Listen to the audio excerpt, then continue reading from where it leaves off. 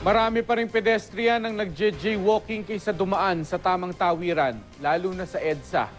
Ayon sa MMDA, karamihan sa mga nahuhuli ay yung mga ayaw tumawid sa footbridge dahil nagmamadali. Makibalita tayo kay Jennifer Muniesa.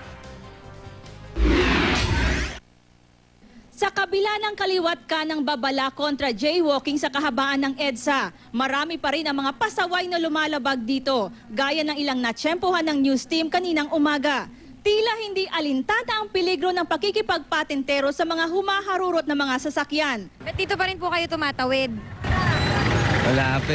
Ha? Medyo malayo po sa kabila eh. Ha? Medyo malayo po sa kabila. Kasi iba, natataasan sila kasi papagod yung tuhod. Kaya lang, matatanda, tataas dun. Tataas dun sa kabila. Ngayon, napapagod. Baka mamaya madisgrasya, madulas pa dyan. Dahil sa katigasan ng ulo ng ilan gaya nito, marami tuloy ang naaaksidente. Gaya na lang ng babaeng ito na tumawid sa EDSA sa Balintawak, Quezon City noong nakaraang linggo. Nabundol siya ng isang motorsiklo pero matapos ang aksidente, naglakad siyang tila walang nangyari.